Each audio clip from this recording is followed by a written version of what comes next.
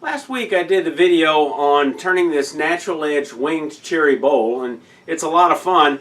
Displaying these things can be a challenge, so they look their best. They rarely look good laying down flat like this. So today I'm going to show you how to make a very easy stand out of a piece of wood to display it, whether it's like this or whether it's like this. Sometime back I did a video on displaying bowls and platters and showed different kinds of stands, and I actually showed this one, but I did not go into the detail that I'm going to go in today, showing you how to make this from a 3/4 inch piece of wood about 7 inches long.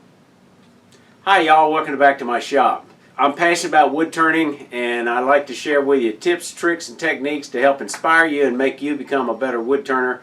If this is something you're interested in, please click the subscribe button and ring the bell so you won't miss, so you get notifications, you won't miss any future videos. First, I want to start off with kind of giving you an overview of how these things work, how they look before we go into the details of how we actually make one.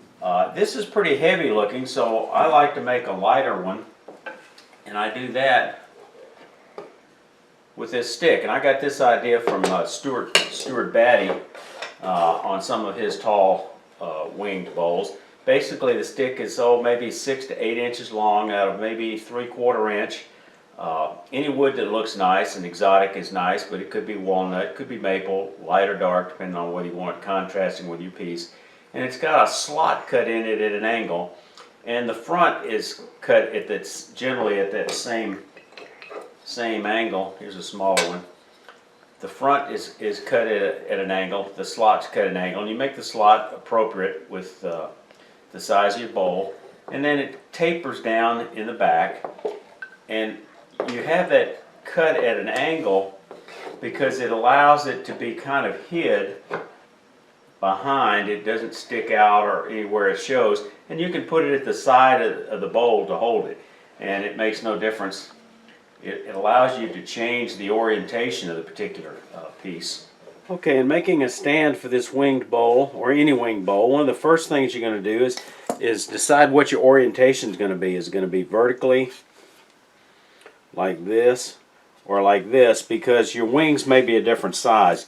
Then, so in this case, I'm going to do it this way. Then you're going to measure where you're going to put your stand, and that dictates the size of the notch you're going to make. So ultimately, we're going to be making something that looks like this. Start off with a drawing, and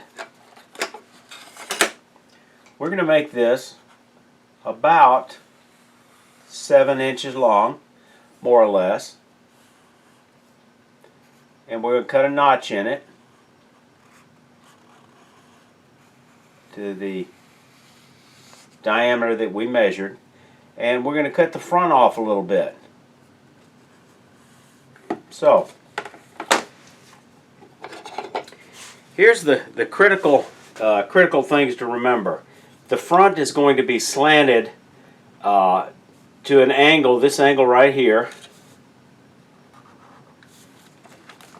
This angle right here is going to be 70 degrees. We're also going to cut it, the front of it, at an angle of 70 degrees, or in this case I'm measuring 110, 70 from that way, 70 plus 110 is 180. Then we're going to make the two notches for the width of the bowl wing to slide into. We're going to make them at the same angle as the front, again either 70 or 110 depending on which angle you're measuring. We're going to do this on the bandsaw because I can change that table and set it to that 20-degree angle. And then we're going to nibble this out with a bandsaw, and then you can cut it away, clean it up a little bit with a chisel possibly.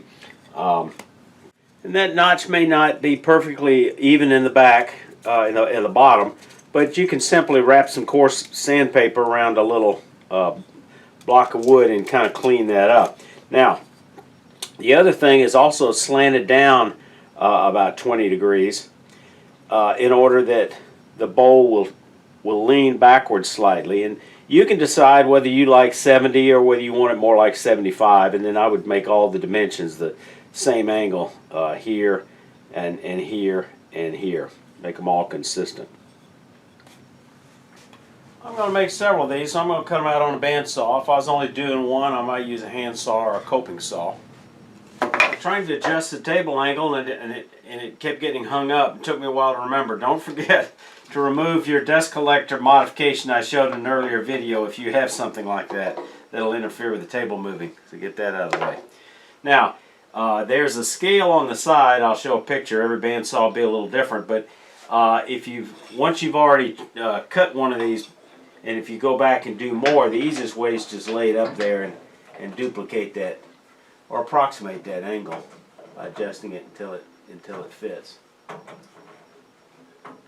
There we go. And then tighten it down.